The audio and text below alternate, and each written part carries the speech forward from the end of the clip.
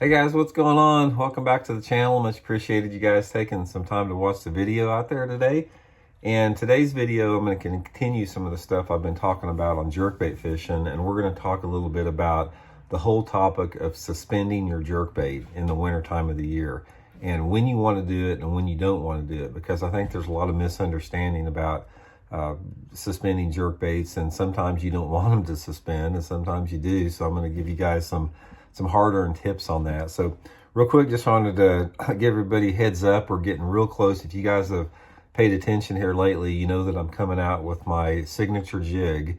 I've been working with Baitworks, and we've designed, with the help of Baitworks, I've designed a jig with them. We're real close to announcing it. In fact, everything's pretty much finished. We got the packaging ready. I'm going to make an announcement here pretty quick on the bait. And they're not only going to be available at Baitworks, but across the country there. And I'm really excited about this jig, and going to give you guys the full rundown of the jig once we do get it out here. I'll keep you updated there.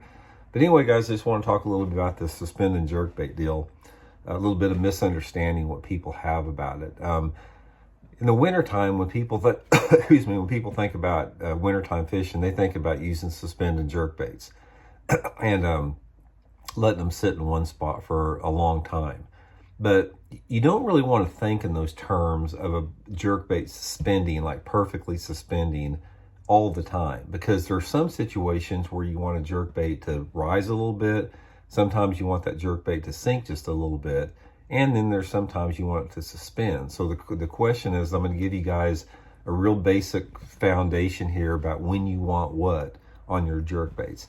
First of all, the only time that I want my jerkbait suspending in the winter time of the year is if the water is really dirty, or if I'm fishing it against some type of object. Say if I'm trying to put it next to a submerged piece of timber where I want to keep it in one spot, I want it to suspend. Or if the water visibility is like maybe under 2 foot visibility, where those fish really have to have some time to zero in on the bait because they can't see it very well, then I want to give them a chance to come to that bait, and I want that bait to suspend every single time when the water temperature is under 50 degrees. The other times, which is more than not, is I either want my jerkbait to rise or fall. If the water temperature is extremely clear and the water temperature is extremely cold, like below 45 degrees and clear, I actually want my jerkbait to sink. I want it to get deeper. I want the bass to be able to see that thing sinking like a dying shad.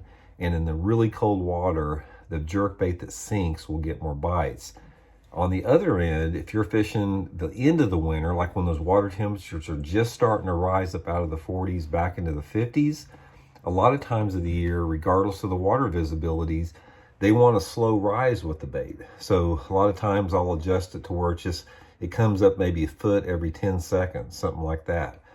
But the point of this whole video, and we'll go into this more detail later, is when you're making the consideration about a suspending jerkbait, don't just try to get it to suspend perfect all the time, because there's a small window when you want that. Just to reiterate, just a foundation: cold, clear water, you want your bait to sink. Dirty water or next to objects, you want it to suspend if the water's below 50. And if the water is getting above 50 in the late winter, early pre-spawn, you want it to rise a little bit.